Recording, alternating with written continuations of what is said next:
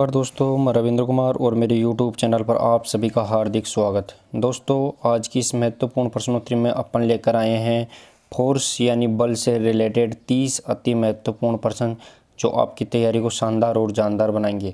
तो चलिए दोस्तों, अगर आप मेरे YouTube चैनल पर पहली बार विजिट कर रहे हैं तो YouTube channel RK physical education classes को आप सब्सक्राइब कर सकते हैं और प्रतिदिन की महत्वपूर्ण क्लासों का आप फ़ायदा उठा सकते हैं।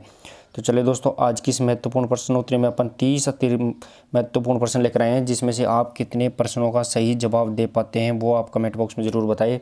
तो चलिए दोस्तों, आज की इस महत्वपूर्ण प्रश्नोत्तरी में रहेगा अपना पहला और इम्पोर्टेंट प्रश्न, प्रश्न नंबर 1। प्रश्न नंबर 1 देखिए दोस्तों, निम्न में से कौन सा बल बाहरी बल का प्रकार नहीं है। ये आपको बताना है कि जो निम्न में से जो 4 प्रकार के बल दिए गए हैं उनमें से जो बाहरी बल यानी एक्सटर्नल फोर्स कौन सा नहीं है, ये आपको बताना है इनमें से कि निम्न में से कौन सा बल बाहरी बल नहीं है। ये पूछा गया है यहाँ पे जो नहीं है।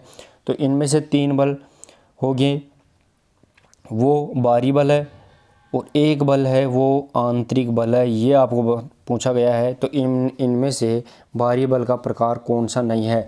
तो दोस्तों, यहाँ पे मैं बता दूँ आपको, अभिकेंद्रीय बल, अपकेंद्रीय बल और हवा का बल यानी सेंट्रीपिटल, सेंट्रीफ्यूगल और एयर फोर्स, तीनों के तीनों बल ही बाहरी बल है।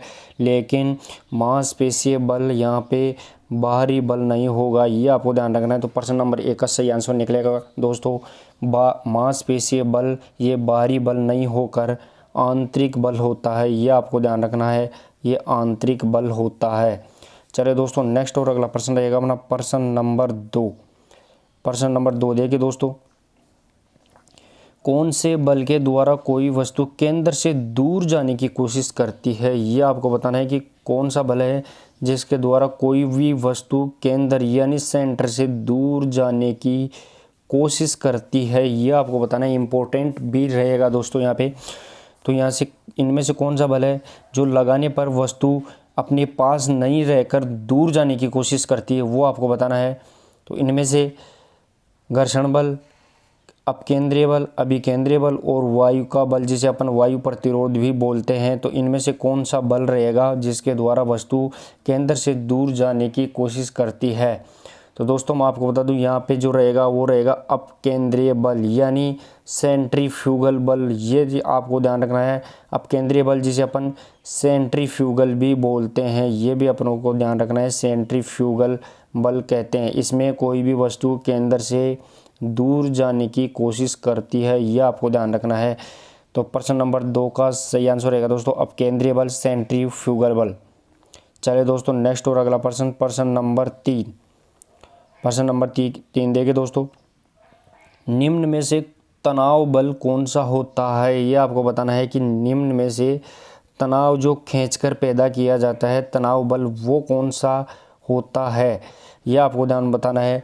तो दोस्तों, मैं आपको बता दूं, तनाव बल जो खींचकर पैदा किया जाता है, जैसे फॉर एग्जांपल के लिए अपन तीरंदाजी देखते हैं, तो तीरंदाजी के अंदर भी तनाव बल खींचकर ही पैदा किया जाता है। यह आपको ध्यान रखना है कि तीरंदाजी में जो बल पैदा किया जाता है वो किसके द्वारा, तो वो खींचकर ही पैदा किया जाता है। यह आपको पता रहना चाहिए। तो इनमें से तनाव बल कौन सा होता है ये पूछा गया है।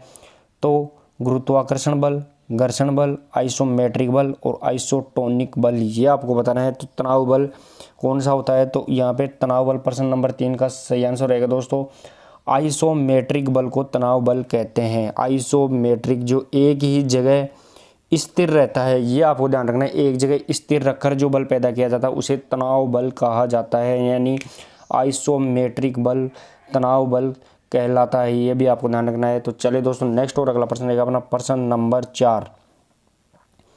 प्रश्न नंबर 4 देखिए दोस्तों, फुटबॉल मैदान पर कुछ दूरी पर चलने के बाद रुक जाती है, क्यों। फुटबॉल मैदान पर कुछ दूरी पर चलने के बाद रुक जाती है, यह आपको बताना है कि जो फुटबॉल होती है वो मैदान पर कुछ दूरी पर चलने के बाद स्वतः ही यानी अपने आप ही रुक जाती है। ये क्यों होता है। तो दोस्तों, यहाँ पे जो बॉल होती है वो कुछ दूरी के बाद चलने के बाद स्वतः ही रुक जाएगी। ये क्यों होता है ऐसा, यह आपको बताना है। तो बॉल आगे जाने के बाद खुद ही रुक जाएगी, ये क्यों होता है ये आपको बताना है। तो इनमें से घर्षण बल के कारण, गुरुत्वाकर्षण बल के कारण, हवा के प्रभाव के कारण या उपरोक्त सभी फैक्टर के कारण फुटबॉल मैदान पर कुछ दूरी के बाद रुक जाएगी, ये आपको बताना है। तो प्रश्न नंबर 4 में दोस्तों मैं आपको बता दूं कि यहाँ पे जो घर्षण बल है ये भी फैक्टर काम करता है, गुरुत्वाकर्षण बल भी काम करेगा और हवा का प्रभाव यानी वायु प्रतिरोध बल भी काम करेगा। इस प्रकार उपरोक्त सभी बल फुटबॉल को कुछ दूरी पर जाने के बाद रोकने के लिए विवश यानी मजबूर कर देते हैं। तो उपरोक्त सभी इसका सही आंसर रहेगा। चलिए दोस्तों नेक्स्ट और अगला प्रश्न रहेगा अपना प्रश्न नंबर 5। और दोस्तों आज की प्रश्नोत्तरी वो कैसे लगी वो भी आप कमेंट बॉक्स में अपना ज़रूर जवाब देते रहे। तो चलिए दोस्तों नेक्स्ट और अपना अगला प्रश्न रहेगा प्रश्न नंबर 5।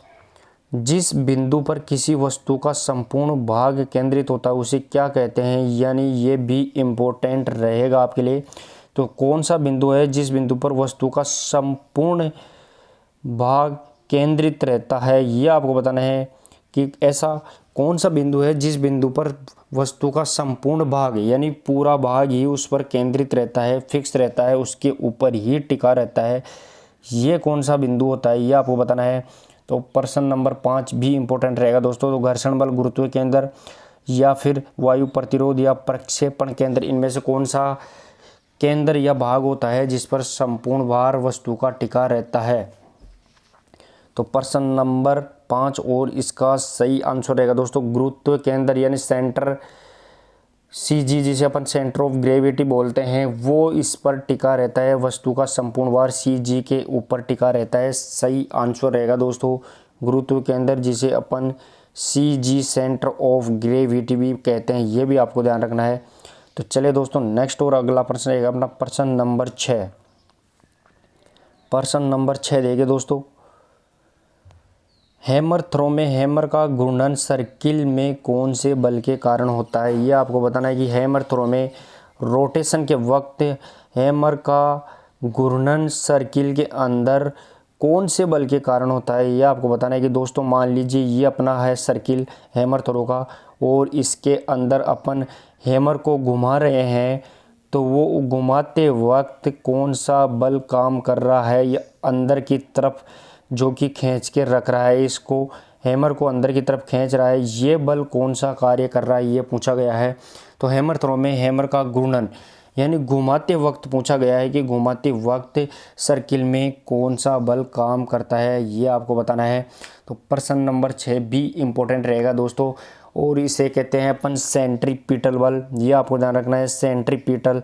तो प्रश्न नंबर 6 का सही आंसर रहेगा दोस्तों सेंट्रीपिटल जिसे अपन केंद्रीय बल, अभिकेंद्रीय बल भी कहते हैं, ये भी आपको ध्यान रखना है। घुमाते वक्त जो बल काम करेगा उसे सेंट्रीपिटल या अभिकेंद्रीय बल भी कहते हैं, ये आपको ध्यान रखना है अभिकेंद्रीय बल। तो चलिए दोस्तों नेक्स्ट और अगला प्रश्न रहेगा अपना प्रश्न नंबर 7। प्रश्न नंबर 7 देखिए दोस्तों, और आज की प्रश्नोत्तरी आपको कैसे लगी वो भी आप कमेंट बॉक्स में ज़रूर बताते रहे। तो दोस्तों प्रश्न नंबर 7 रहेगा अपना, प्रतिरोधक व्यायाम का प्रतिपादन किसने किया है, ये आपको बताना है कि प्रतिरोधक व्यायाम जिसे अपन जो कि प्रतिरोधक व्यायाम जिसे अपन क्या कहते हैं, तो प्रतिरोधक व्यायाम उसे कहते हैं जो कि किसी वस्तु को विरोध पैदा करने के लिए किया जाता है, जैसे घर्षण बल होता है, ये भी अदर इसके अलावा भी बल होते हैं। तो प्रतिरोधक व्यायाम का प्रतिपादन किसने किया है ये पूछा गया है। तो दोस्तों प्रश्न नंबर 7 और इसका सही आंसर रहेगा दोस्तों प्रतिरोधक व्यायाम का प्रतिपादन एडोल्फ फिक ने किया है, यह आपको ध्यान रखना है। प्रतिरोधक व्यायाम का प्रतिपादन किसने किया है, तो वो एडोल्फ फिक ने किया है। चलिए दोस्तों नेक्स्ट और अगला प्रश्न रहेगा अपना प्रश्न नंबर 8। प्रश्न नंबर 8 देखिए दोस्तों, हाइड्रोस्टैटिक सिद्धांत का प्रतिपादन किसने किया है, यह आपको बताना है कि हाइड्रोस्टैटिक सिद्धांत का प्रतिपादन किसने किया है। हाइड्रोस्टैटिक सिद्धांत का प्रतिपादन किसने किया है, ये भी बल से रिलेटेड रहेगा दोस्तों। हाइड्रोस्टैटिक यानी पानी के अंदर काम करने के लिए हाइड्रोस्टैटिक का उपयोग किया जाता है। तो हाइड्रोस्टैटिक सिद्धांत का प्रतिपादन किसने किया है ये आपको बताना है। तो प्रश्न नंबर 8 का सही आंसर रहेगा दोस्तों आर्किमिडीज ने हाइड्रोस्टैटिक सिद्धांत का प्रतिपादन किया है। सही आंसर रहेगा दोस्तों आर्किमिडीज। चलिए दोस्तों नेक्स्ट और अगला प्रश्न रहेगा अपना प्रश्न नंबर 9। प्रश्न नंबर 9 देखिए दोस्तों,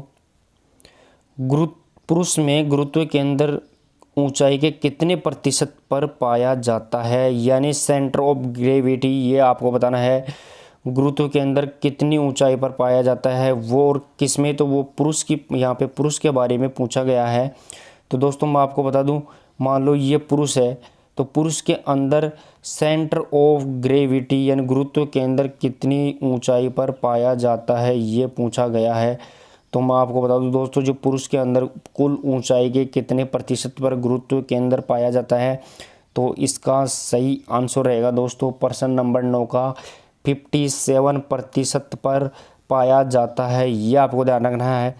तो पुरुष के अंदर सीजी की ऊंचाई कितनी दूर होती है, तो वो 57% की ऊंचाई पर होती है, यानी कुल ऊंचाई के 57% ऊंचाई पर सीजी पाई जाती है या गुरुत्व के अंदर पाया जाता है, ये आपको ध्यान रखना है। तो चले दोस्तों, नेक्स्ट और इम्पोर्टेंट रहेगा अपना प्रश्न नंबर 10। प्रश्न नंबर 10 देखिए दोस्तों, महिलाओं में गुरुत्व के अंदर ऊंचाई के कितने प्रतिशत पर पाया जाता है। यहाँ पे प्रश्न पूछा गया है अब की बार महिलाओं में गुरुत्व के अंदर वो कितनी ऊंचाई पर पाया जाता है, यानी सेंटर ऑफ ग्रेविटी कितनी ऊंचाई पर पाया जाता है, ऊंचाई के कितने प्रतिशत पर पाया जाता है, ये पूछा गया है। तो दोस्तों यहाँ पर भी वही फैक्टर काम करेगा, यानी जो महिला होती है उस महिला की कितनी परसेंट ऊंचाई पर सीजी यानी सेंटर ऑफ ग्रेविटी पाई जाती है, ये आपको बताना है। तो प्रश्न नंबर 10 का सही आंसर रहेगा दोस्तों, वो कितनी ऊंचाई पर पाई जाती है। तो प्रश्न नंबर 10 का सही आंसर रहेगा 55 यानी 55% की ऊंचाई पर महिलाओं में सीजी पाई जाती है। और दोस्तों यहाँ पे मैं औसत रूप से बता दूं, इससे पहले वाले प्रश्न यानी प्रश्न नंबर 9 और 10 दोनों को मिलाकर पुरुष में अपन ने 57% पर और महिलाओं में 55% पर, इस प्रकार अगर अपन इसको एवरेज यानी औसत रूप में देखेंगे तो इसको औसत रूप में कितनी ऊंचाई पर पाया जाता है, तो वो 56% की ऊंचाई पर सीजी पाई जाती है, ये भी आपको ध्यान रखना है। तो एवरेज यानी औसत रूप से 56% की ऊंचाई पर सीजी पाई जाती है। चलिए दोस्तों, नेक्स्ट और अगला प्रश्न रहेगा अपना प्रश्न नंबर 11। प्रश्न नंबर 11 देखिए दोस्तों, बल की इकाई क्या होती है, यह आपको बताना है कि फोर्स की इकाई क्या होती है, बल की इकाई क्या होती है, यह आपको बताना है। इजी भी रहेगा आपके लिए दोस्तों। और आपने अभी तक मेरे चैनल को सब्सक्राइब नहीं किया तो आरके फिजिकल एजुकेशन क्लासेस को आप यूट्यूब पर जाकर सब्सक्राइब कर सकते हैं और प्रतिदिन की महत्वपूर्ण क्लासों का आप फ़ायदा निःशुल्क उठा सकते हैं और अपनी तैयारी को शानदार और भी मजबूत बना सकते हैं। तो चलिए दोस्तों, प्रश्न नंबर 11, बल की इकाई क्या होती है, तो इसका सही आंसर रहेगा दोस्तों, बल की इकाई को न्यूटन कहते हैं, ये भी आपको ध्यान रखना है। तो बल की इकाई को क्या कहते हैं दोस्तों, तो वो न्यूटन कहेंगे। चलिए दोस्तों, नेक्स्ट और अगला प्रश्न रहेगा अपना प्रश्न नंबर 12। प्रश्न नंबर 12 देखिए दोस्तों, बल की सीजीएस प्रणाली क्या होती है, ये आपको बताना है। बल की प्रणाली सीजीएस ये पूछी गई यहाँ पर, सीजीएस के अंदर बल की प्रणाली क्या होती है। इससे पहले वाले प्रश्न नंबर 11 में देखा था बल की इकाई वो न्यूटन होती है, लेकिन सीजीएस प्रणाली में बल की इकाई क्या रहेगी ये पूछा गया है। तो प्रश्न नंबर 12 और इसका सही आंसर रहेगा दोस्तों, डाइन सीजीएस प्रणाली में बल की प्रणाली रहेगी, ये आपको ध्यान रखना है। तो सीजीएस प्रणाली में बल की इकाई के रूप में अपन देखें तो वो डाइन कहलाएगी, ये भी आपको ध्यान रखना है। तो चलिए दोस्तों, नेक्स्ट और अगला प्रश्न रहेगा अपना प्रश्न नंबर 13।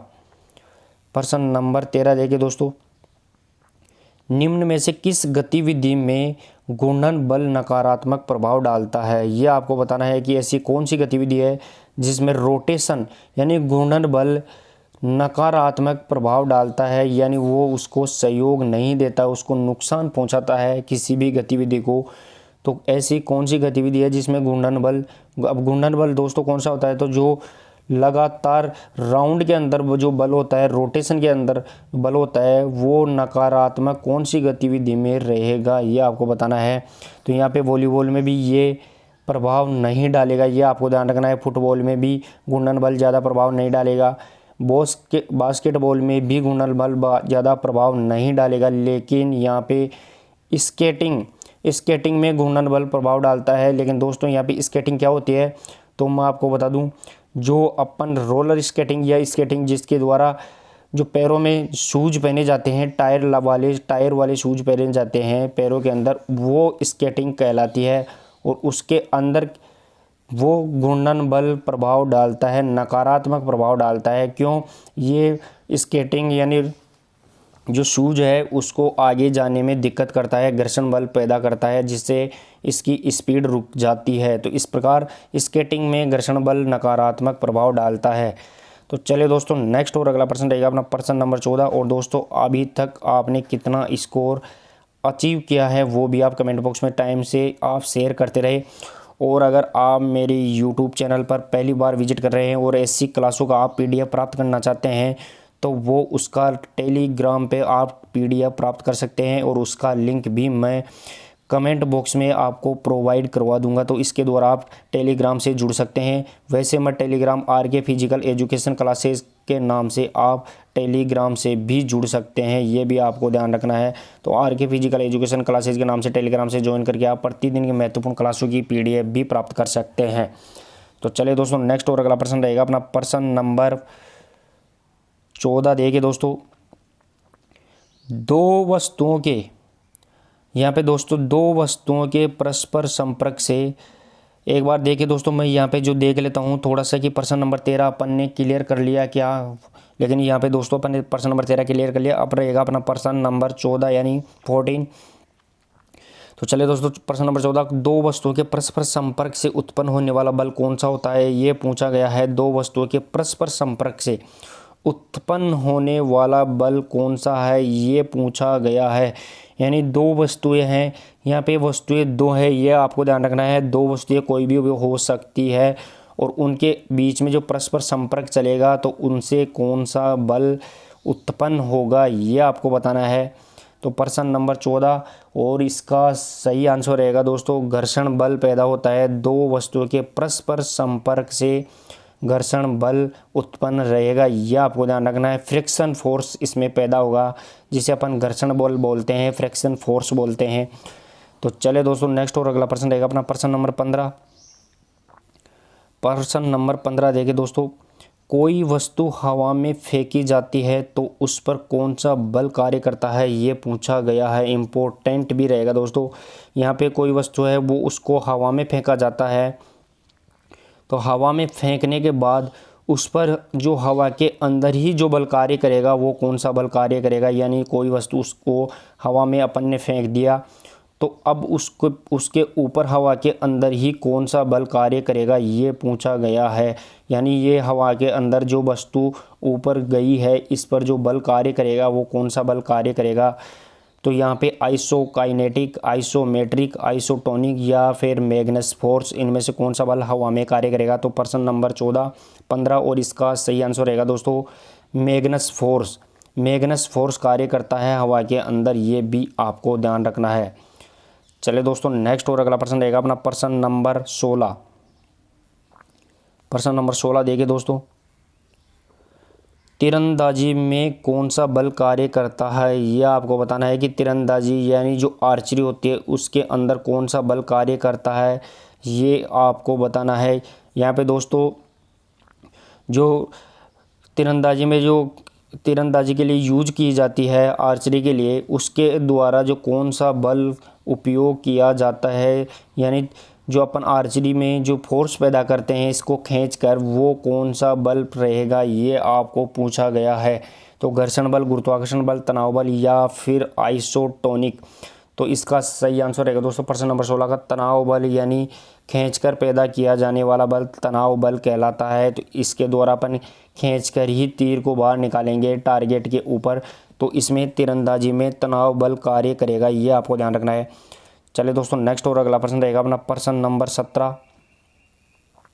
प्रश्न नंबर 17 देखिए दोस्तों, ट्रैक पर दौड़ते हुए खिलाड़ी दाएं ओर क्यों झुकता है, ये पूछा गया है कि ट्रैक पर अगर खिलाड़ी दौड़ रहा होता है तो वो खिलाड़ी अपनी दाईं ओर क्यों झुकता है, ये बताना है आपको। तो दोस्तों जो ट्रैक होता है उस ट्रैक पर खिलाड़ी अपनी दाईं तरफ क्यों झुकता है, ये पूछा गया है। यानी अपने दाईं ओर क्यों झुकता है। यहाँ पे दोस्तों यह करेक्शन करने की बात रहे, दाईं तरफ नहीं पूछा गया है, यहाँ पे थोड़ी सी टाइपिंग मिस्टेक रहेगी दोस्तों, दाईं तरफ नहीं रहेगा यहाँ पे, तो यहाँ पे बाईं तरफ रहेगा, ये पूछा गया है, यानी बाईं तरफ क्यों झुकता है, यहाँ पे करेक्शन रहेगा दोस्तों, टाइपिंग मिस्टेक है तो बाईं तरफ यहाँ पे ध्यान रखना है। तो ट्रैक पर दौड़ते हुए खिलाड़ी बाईं ओर क्यों झुकता है, ये आपको बताना है। तो बाईं ओर झुकने का कारण क्या रहेगा दोस्तों, तो इसका सीधा सीधा अर्थ रहेगा कि बाईं ओर झुकने के लिए वो अभिकेंद्रीय बल के कारण, यानी सेंट्रीपिटल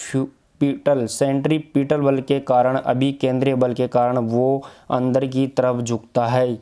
तो ट्रैक पर अंदर की तरफ झुकने का क्या कारण रहेगा दोस्तों, तो वो अभिकेंद्रीय, जिसे अपन सेंट्रीपिटल बल भी कहते हैं, उसके कारण वो अंदर की तरफ झुकने की कोशिश करता है। चलिए दोस्तों नेक्स्ट और अगला प्रश्न रहेगा अपना प्रश्न नंबर 18। प्रश्न नंबर 18 देखिए दोस्तों, हैमर थ्रो को रिलीज करते वक्त कौन सा बल कार्य करता है। ये पूछा गया है कि हैमर थ्रो को रिलीज करते वक्त कौन सा बल कार्य करता है, यानी अपन अगर हैमर थ्रो को अंदर सर्किल में घुमाते हैं और फिर इसके बाद में अपन उसको छोड़ते हैं किसी भी दिशा में, तो वो कौन सा बल कार्य करेगा, ये आपको बताना है। तो दोस्तों इसका सही आंसर रहेगा दोस्तों, हैमर थ्रो को रिलीज करते वक्त जो बल कार्य करेगा उसे बोलते हैं अपन अपकेंद्रीय बल, यानी सेंट्रीफ्यूगल बल। सही आंसर रहेगा दोस्तों अपकेंद्रीय बल, जिसे इंग्लिश में कहते हैं सेंट्रीफ्यूगल बल, ये भी आपको ध्यान रखना है। तो चलिए दोस्तों नेक्स्ट और अगला प्रश्न रहेगा अपना प्रश्न नंबर 19। और दोस्तों आज की प्रश्नोत्तरी आपको कैसी लगी वो भी आप कमेंट बॉक्स में ज़रूर बताते रहे। मांसपेशियों द्वारा लगाया गया बल क्या कहलाता है, ये पूछा गया है कि मसल्स के द्वारा जो फोर्स लगाया जाता है उसे क्या कहते हैं, ये भी इम्पोर्टेंट रहेगा दोस्तों। जो शरीर के अंदर मांसपेशियां होती हैं वो मांसपेशियां जो बल लगाती है वो कौन सा बल कहलाता है, ये आपको बताना है। तो दोस्तों प्रश्न नंबर 19 और इसका सही आंसर रहेगा दोस्तों बाह्य बल, घर्षण बल, पेशीय बल या गुरुत्वाकर्षण। तो प्रश्न नंबर 19 का सही आंसर रहेगा मांसपेशियों के द्वारा जो बल लगाया जाता है उसे पेशीय बल कहा जाता है, यानी मसल्स फोर्स कहते हैं उसको, ये भी आपको ध्यान रखना है। और ये बल कौन सा होता है, तो ये आंतरिक बल होता है, ये भी आपको ध्यान रखना है। जो मांसपेशियों के द्वारा जो बल लगाया जाता है उसे आंतरिक बल भी कहते हैं। चलिए दोस्तों नेक्स्ट और अगला प्रश्न रहेगा अपना प्रश्न नंबर 20। प्रश्न नंबर 20 देखिए दोस्तों, ऊंची कूद प्रतियोगिता में गुरुत्वाकर्षण बल का क्या प्रभाव होता है, यानी हाई जंप के अंदर जो गुरुत्वाकर्षण बल होता है उसका क्या प्रभाव होता है, यह आपको बताना है। तो दोस्तों यहाँ पे जो अपन हाई जंप करते हैं उस हाई जंप के अंदर जो जंप लगाते हैं उस जंप में अपने जो गुरुत्वाकर्षण बल कार्य कर रहा है नीचे, वो क्या करेगा, यानी अपने को नीचे की तरफ खींचने की कोशिश करेगा। और अपन क्या कर रहे हैं, तो वो अपन ऊपर की तरफ यानी अपने शरीर को ऊपर की तरफ उठाने की कोशिश कर रहे हैं, लेकिन गुरुत्वाकर्षण बल अपने को नीचे की तरफ खींच रहा है। इस प्रकार अपने जो ऊंची कूद की प्रतियोगिताएं होती है उनमें गुरुत्वाकर्षण बल का प्रभाव नकारात्मक होता है, यानी नुकसान पहुंचाता है, ये भी आपको ध्यान रखना है। चलिए दोस्तों नेक्स्ट और अगला प्रश्न रहेगा अपना प्रश्न नंबर 21। प्रश्न नंबर 21 देखिए दोस्तों। और दोस्तों आज की प्रश्नोत्तरी आपको कैसी लगी वो भी आप कमेंट बॉक्स में ज़रूर बताते रहे, आपने कितना स्कोर अचीव किया लास्ट में 30 प्रश्नों में से, वो भी बताते रहे। और अभी तक आपने मेरे यूट्यूब चैनल को सब्सक्राइब नहीं किया है तो वो भी कर सकते हैं। और प्रतिदिन की महत्वपूर्ण क्लासों का आप PDF भी टेलीग्राम के माध्यम से ले सकते हैं, जिसका लिंक मैं आपको कमेंट बॉक्स में प्रोवाइड करवा दूंगा। तो चलिए दोस्तों नेक्स्ट और अगला प्रश्न नंबर 21, अपकेंद्रीय बल के विरुद्ध कौन सा बल कार्य करता है, ये पूछा गया है। अपकेंद्रीय बल जिसे अपन सेंट्रीफ्यूगल बल बोलते हैं उसके विपरीत जो बल कार्य करता है उसका नाम क्या है। यहाँ पे सीधा सीधा बताऊँ तो एक बल खींचने का काम और दूसरा बल बाहर जाने के लिए काम करता है। तो इसमें जो बाहर जाने वाला बल है वो बल रहेगा कौन सा बल, तो वो बल रहेगा सेंट्रीफ्यूगल जिसे अपन बोलते हैं अपकेंद्रीय बल। और एक बल इसमें काम कर रहा है वो अंदर की तरफ, इसलिए इसके विरुद्ध जो बल काम करेगा वो रहेगा अभिकेंद्रीय बल, ये भी आपको ध्यान रखना है। तो सही आंसर रहेगा दोस्तों प्रश्न नंबर 21 का अभिकेंद्रीय बल। चले दोस्तों नेक्स्ट और अगला प्रश्न रहेगा अपना प्रश्न नंबर 22। प्रश्न नंबर 22 देखिए दोस्तों, गुरुत्व केंद्र की ऊंचाई सबसे अधिक किसमें पाई जाती है, यानी सीजी की ऊंचाई सबसे अधिक किसमें पाई जाती है, ये पूछा गया है। दोस्तों जो सीजी होती है वो सीजी सबसे अधिक ऊंचाई पर किसमें पाई जाती है, यानी सीजी सेंटर ऑफ ग्रेविटी वो पुरुष में पाई जाती है, महिला में पाई जाती है या फिर बच्चे में पाई जाती है, ये आपको बताना है। तो दोस्तों प्रश्न नंबर 22 और इसका सही आंसर रहेगा दोस्तों बच्चे, यानी छोटे बच्चों के अंदर सीजी सबसे ऊंचाई पर पाई जाती है। इसका कारण क्या होता है, तो दोस्तों बच्चे का जो सिर होता है वो भारी होता है, यानी उसके शरीर की तुलना में सिर बड़ा होता है, इसलिए सीजी होती है वो ऊपर पाई जाती है, ये आपको ध्यान रखना है। तो चलिए दोस्तों नेक्स्ट और अगला प्रश्न रहेगा अपना प्रश्न नंबर 22 के बाद में 23। प्रश्न नंबर 23 देखिए दोस्तों, वस्तु का एक भाग दूसरे भाग पर फिसलता है तो कौन से बल के कारण है, यानी एक भाग वस्तु कितनी है तो वो एक ही है, लेकिन एक ही वस्तु का एक भाग दूसरे भाग पर फिसल रहा है, यानी ग्लाइडिंग कर रहा है, तो वो कौन से बल के कारण कर रहा है। यहाँ पे दोस्तों बस दो वस्तु नहीं है, ये ध्यान रखना, एक ही वस्तु के दो भाग है, तो दो भाग एक दूसरे पर फिसल रहे हैं, वो किसके कारण फिसल रहे हैं, यानी कौन से बल के कारण फिसल रहे हैं। तो प्रश्न नंबर 23 का सही आंसर रहेगा दोस्तों शियर फोर्स के कारण, यानी शियर फोर्स के कारण एक ही वस्तु के दो भाग एक दूसरे के ऊपर फिसलते हैं, यानी अपनी रेडियस और अल्ना हड्डी होती है वो भी इसी का उदाहरण होती है। तो वो अपनी रेडियस अल्ना हड्डी भी एक दूसरे के ऊपर ही फिसल रही है, तो वो शियर फोर्स के कारण होती है, ये भी आपको ध्यान रखना है। चलिए दोस्तों नेक्स्ट और अगला प्रश्न रहेगा अपना प्रश्न नंबर 24। और आज की प्रश्नोत्तरी आपको कैसी लगी दोस्तों वो भी आप कमेंट बॉक्स में ज़रूर बताते रहे।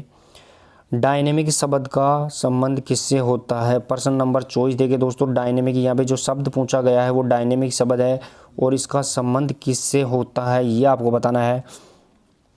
तो दोस्तों मैं बता दूं डायनेमिक और इसके विपरीत एक कार्य और करता है, तो डायनेमिक के विपरीत डायनेमिक और दूसरा रहता है उसे बोलते हैं अपन स्टैटिक। इस प्रकार दो प्रकार के कार्य करते हैं, तो लेकिन ये क्या होता है, तो एंडोरेंस होती है बल, स्पीड और लचीलापन यानी फ्लेक्सिबिलिटी। तो इनमें डायनेमिक शब्द बल से रिलेटेड रहेगा, ये आपको ध्यान रखना है। तो डायनेमिक शब्द होता है वो गतिशील बल होता है और स्टैटिक बल होता है वो स्थिर बल होता है, ये भी आपको ध्यान रखना है।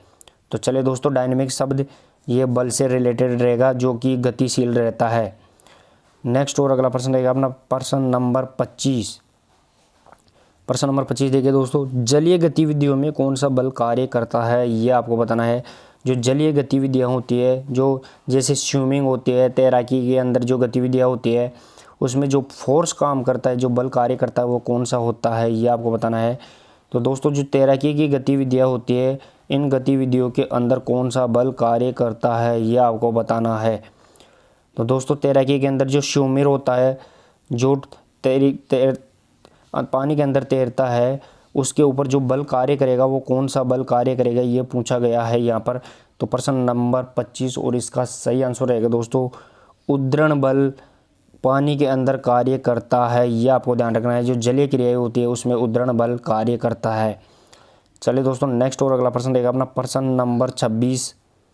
प्रश्न नंबर 26 देखिए दोस्तों, प्रश्न नंबर 26 रहेगा गुरुत्वाकर्षण बल की खोज किसने की, ये आपको बताना है। गुरुत्वाकर्षण बल की खोज किसने की है या गुरुत्वाकर्षण बल के नियम किसने दिए हैं ये भी आपको बताना है। तो दोस्तों प्रश्न नंबर 26 और इसका सही आंसर रहेगा दोस्तों गुरुत्वाकर्षण बल की खोज न्यूटन ने की है। प्रश्न नंबर 26 का सही आंसर रहेगा दोस्तों न्यूटन। चलिए दोस्तों नेक्स्ट और अगला प्रश्न रहेगा अपना प्रश्न नंबर 27 और दोस्तों लगभग अपनी प्रश्नोत्तरी कंप्लीट होने वाली है। तो अभी तक आपने कितना स्कोर किया है, यानी फोर्स से रिलेटेड टॉपिक में आपने कितना स्कोर किया है वो भी आप कमेंट बॉक्स में बताते रहिए और कैसी लगी आपको प्रश्नोत्तरी वो भी ज़रूर बताइए। और अगर प्रश्नोत्तरी से संबंधित आप PDF प्राप्त करना चाहते हैं तो नीचे दिए गए कमेंट बॉक्स में टेलीग्राम पर आप ज्वाइन करके प्रतिदिन की PDF भी प्राप्त कर सकते हैं। चलिए दोस्तों नेक्स्ट और अगला प्रश्न रहेगा प्रश्न नंबर 27, निम्न में से बल का सूत्र कौन सा है, यानी फोर्स का जो फॉर्मूला है ये पूछा गया है। फोर्स यानी बल का सूत्र क्या है ये आपको बताना है। तो दोस्तों यहाँ पे जो बल होता है बल इजिकल टू द्रव्यमान यानी मास बोलते हैं अपन, द्रव्यमान मल्टीप्लाई एक्सीलरेशन यानी त्वरण होता है, यह आपको ध्यान रखना है। तो इस प्रकार अपना फॉर्मूले के अकॉर्डिंग जो निकल के आया वो रहेगा अपना द्रव्यमान मल्टीप्लाई त्वरण यानी mass is equal to acceleration बराबर बल कहलाता है, ये आपको ध्यान रखना है। चलिए दोस्तों नेक्स्ट और अगला प्रश्न रहेगा अपना प्रश्न नंबर 28। प्रश्न नंबर 28 देखिए दोस्तों, हवा में घूमती हुई बॉल पर कौन सा बल कार्य करता है, यह आपको बताना है। जो हवा में जो बॉल घूम रही है उस पर जो बल कार्य, कौन सा बल कार्य कर रहा है। यहाँ पे दोस्तों मैं अलग से पहले भी इससे पहले प्रश्न पूछा गया था कि जो वस्तु हवा में फेंकी गई है उस पर हवा के अंदर ही कौन सा बल कार्य कर रहा है, तो वो हवा के अंदर ही वो जो बल कार्य करे उसे मैग्नेस फोर्स भी कहते हैं। लेकिन यहाँ पे जो इसके अलावा भी यानी मैग्नेस फोर्स के अलावा भी जो बल हवा के अंदर कार्य करेंगे वो कौन से बल कहलाएंगे, ये पूछा गया है। तो यहाँ पे दोस्तों प्रश्न नंबर 28 में बताऊं तो आपको गुरुत्वाकर्षण बल भी काम करेगा, वायु प्रतिरोध एयर फोर्स भी, एयर का बल भी काम करेगा और मैग्नेस फोर्स भी काम करेगा। इस प्रकार हवा के अंदर उपरोक्त सभी बल काम करते हैं, ये भी आपको ध्यान रखना है। चलिए दोस्तों नेक्स्ट और अगला प्रश्न, प्रश्न नंबर 29 और प्रश्नोत्तरी का सेकंड लास्ट प्रश्न रहेगा दोस्तों। प्रश्न नंबर 29 देखिए दोस्तों, गुरुत्व केंद्र आधार के जितना नज़दीक होगा उससे क्या प्रभाव पड़ेगा, ये बताना आपको। जो सीजी होती है सेंटर ऑफ ग्रेविटी यानी गुरुत्व केंद्र यानी आधार के जितना नज़दीक होगा उससे क्या प्रभाव पड़ेगा, ये आपको बताना है दोस्तों। जो सीजी होती है वो केंद्र के जितने यानी नीचे जो ज़मीन है या कोई वस्तु है उसके जितने नज़दीक हो रहेगी उससे क्या प्रभाव पड़ेगा, ये पूछा गया है। तो दोस्तों यहाँ पे जो सीजी है वो पुरुषों में अपन ने देख ली थी कि पुरुषों में 57% की ऊंचाई पर, महिलाओं में 55% की ऊंचाई पर और औसत रूप से 56% की ऊंचाई पर पाई जाती है। लेकिन वो अगर केंद्र के जितनी नज़दीक रहेगी तो क्या प्रभाव पड़ेगा। तो यहाँ पे प्रश्न नंबर 29 और इसका सही आंसर रहेगा दोस्तों संतुलन अधिक मिलेगा यानी बैलेंस ज़्यादा मिलेगा, स्टैटिक बैलेंस ज़्यादा रहेगा यानी संतुलन ज़्यादा मिलेगा। चलिए दोस्तों आज के प्रश्न उत्तर का लास्ट प्रश्न, प्रश्न नंबर 30। और प्रश्न नंबर 30 से पहले मैं आपको बता दूं दोस्तों आप कितने प्रश्नों का सही जवाब दिया है वो भी आप ज़रूर बताएं। और सुबह जो अपनी कल की इम्पोर्टेंट क्लास रहेगी 8 बजे वो रहेगी स्पोर्ट्स इंजरी यानी खेल चोटों से संबंधित रहेगी और वहाँ से लगभग 1 या 2 प्रश्न पूछे ही जाते हैं। तो कल सुबह 8 AM पर आप क्लास लेना न भूलें, वो भी आपके लिए इम्पोर्टेंट रहेगा दोस्तों।